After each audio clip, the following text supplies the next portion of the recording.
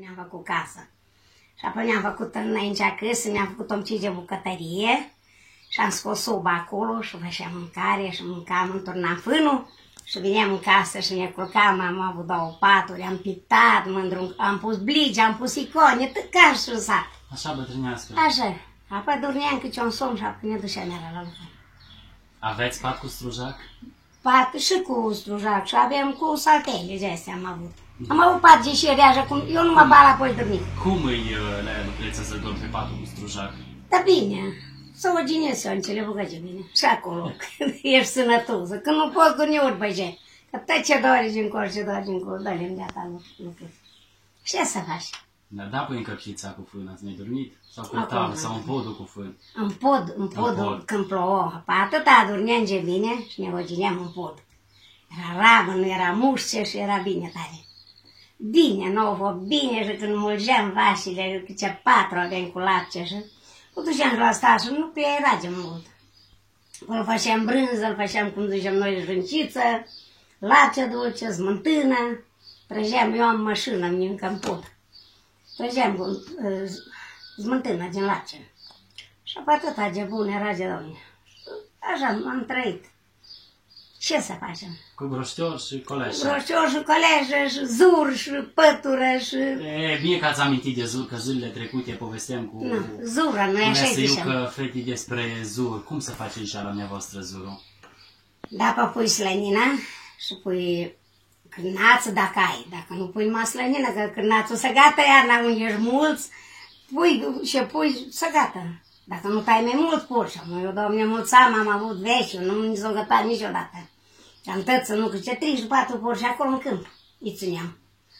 Și apoi puneam slănină și cârnaț și o șapă, o frigem, și când se șerbea coleșa, puneam șir din coleșă și brânză. Și era gata zurul. Coleșa o răsturnam pe un copoturi, mândru, și apoi pângăie tâți. Mâncam atât de bine și apoi lapte acru, de ui, ori de vacă, ori smântână, și era. Și este îmbăraș lucru. Și uite așa o trăit țăranul. Și așa o trăit mai bine, și am o trăit mai bine, că am nu se poate, dar ești tăbecean. Atunci, după zurul ăla, lucram zilele, Dumnezeu, pe toate gealurile. Aveam copil mic, îl puneam, la noi se zice să haidac. Nu știu la meu ăsta, nu era. Tot așa, da. Puneam 2 furși așa, și una pe mijloc, pe furșile alea, și o pânză, o legam de bota aia și băgam copilul ăla în pânza aia și le legânam. Apoi și vântul și eu și pongeala acolo câtă munce aveam, bun frăsâni și așa zic.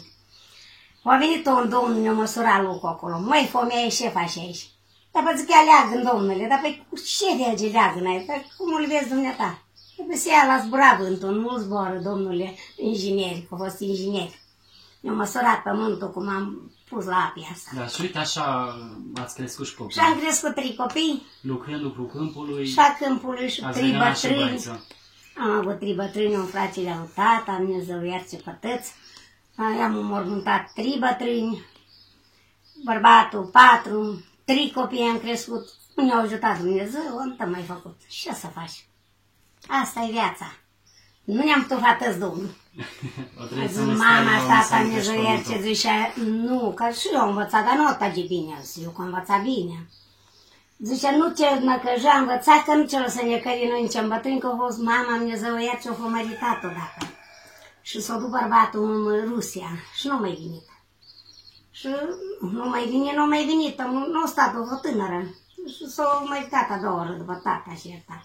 Și m-a făcut pe mine și pe soră mea au făcut-o cu bărbatul din tâi. Și apoi nițem 2 surori aici, asta voi tai o căsele copilului alea mari așa. Și mai în jos stau, soră mea, și tăta 3 acasă. Cum erau copii, cum erau fetele pe vremea dumitale? Da, bun, toți copiii lucra pe câmp. De la 10 erai cu un drop de mărești, cu un drop de vaci, calea. Băzăie, și apoi când tăcea pădurile, ne sfârcicam, tăce și, Doamne, ce pățân, dar până aveai ceva. Fără alea nu am putut trăi. Nu era atâta băni și atâția lucruri și așa. Nu știu copiii sărași. Nu știu că care-i grâu, care-i mălaiu, care-o văsul. Dacă ce ducea de o mână de grâu, aduce o văs. Și eu nu știu cum e ala. Nu știu, de la 10 era în câmp. Aici semănături să mai pun pe la suplai. Să mai pun așa, să mai pun, dar mai puțin. Mai puține. Și eu cam pus una Cam în cartofi. primăvara asta, cartofi. Cartofi. Eu n-am pus numai cartofi, dar restul, tot aproape tot. Mălai pun. Și mălai, dar puțin. Îl mănâncă păsările, vin porci de pădure și am vine motorul înainte acasă și însuce oricât Dumnezeu e o 50 de bani. 50 de bani. Eu, noi nu știm, ziceam, mai banii zicem mult. Mai bătrânește. Ziceam, da, 100 de lei. Nu, zic și eu 100, păi 100 e milionul ăla. Noi știm numai 100. Așa e. Ce să faci? Grâu, orz, să mai pune, nu. Grâu, să mai Să pun, mai dar pune? puțin. Geamul, punem. Ați mers și dumneavoastră la Dar sășerat. cum, vai, de cât am Și sășerat. cum era sășeratele? Dar pe cum era? Sășeram până nu mai puteam și țișile ne da pe aici, la Sudan, tăce și sășeram și puneam clei. La duceam și apoi îmi plăcea, mi-era de mult batuză, așa concal. Ala învârcea, nu știu cum, rotă și pe acolo. Și apoi îți lua o ium și apoi bine, n-am rămas mai cu nimic. După ce o fost greu, nu, dar tot am mai pus. Ce să faci, cu alea am trăit. Și la moră unde îl duceți? La moră este moră, 2 muri au fost de apă. A fost de apă? Au fost apă și am este. Mai este? Mai este. Da, și funcționează? Eu nu știu eu dacă n-am fost de mult, dar cred că mai mașina așa, mai funcționează. Da, pe Am apă? fac pe apă. Tot pe apă. Fac am și la curent. Am sunt și la curent, așa e. Dar este una care mai La cine? funcționează. Cum îi zice? El l-a chemat pe Dămnian de la Moră. Așa i-a zis. Marea de la Moră. Mama lui Dămnian ăla. Pe mășina, săraca, merean, și apă făcea plășince și ne-a dat, dragule, eu cu mătușă la bărbatul meu. Hai și mâncați. Și apoi ne da și mâncam, nu, era bun atunci de muncă. Nu era atâta pita o țip la găinile nu mâncam. Atâta de blăstămace. Le dai niște biscuițuri și nu se uită la ei. Găinile. Și cum era alea lucreță să stai acolo la moră, la rând? Cu sacul Da, de păi nu grâu? îl ducem, îl cântărem dacă avem 20 de kilograme, 2 ți le lua o ium și restul mașina. Și când zicea, vină pe mâini că ți gata de mașinat. Și ce e că să ne după el? Nu stam la rând așa până la mașina. O ium cam cât să lua? 2 kilograme logem 20. 2 kg din Da. grâu. Un kilogram Rămâne cu 10. 18, așa.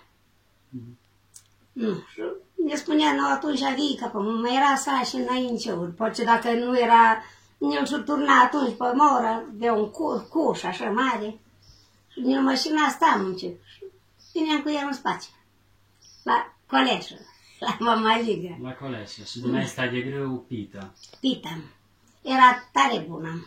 Era bună? Era mai negruță, că nu era ales grâul ăla tage bine, dar tare dulce și bună pita de multă, și mai bună, că așa, dar mai pupă, așa zic bătrânii, pupă la pită. Atunci Și în cuptor ați avut cuptor? am avut la Sparta, L-ați spart. v-am dus la cu el. Și cum îi se coși la cuptor? Da, păi, bine, făceam și carne, o băgam în oale, carnea când făceam nunți și așa, puneam preparam cu sare, cu cipiri, cu cât ce trebuie, condimente, usturoi, și apă puneam cartofi, puneam așa, și apă băgam în oale așa mari și o stupam pe deasupra și argeam foc ca la pită și o băgam acolo. Apă să coșea așa, să făcea, zai, bună era.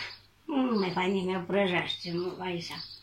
În urmă cu câteva săptămâni am povestit în cadrul emisiunii cu Iosif pe Coclaure aici la Radio Someș, tot așa cu o bătrână dintr-un sat despre rânduiala pe care femeia trebuia să o știe cu cuptorul. Că nu oricine să descurca acolo. Nu. Era o rânduială până înșerbântai cuptorul, până să încălzea vatra, până să descojă de pe vatră și apoi să bagi pita. Așa, până când vezi Cum era? aproape că e roșu vatra. Apoi tragi, după ce tragi focul, lași să stea un pic dacă ars mult. Dacă nu o și bagi, o și iegi întotdeacă și apoi rămâne leci.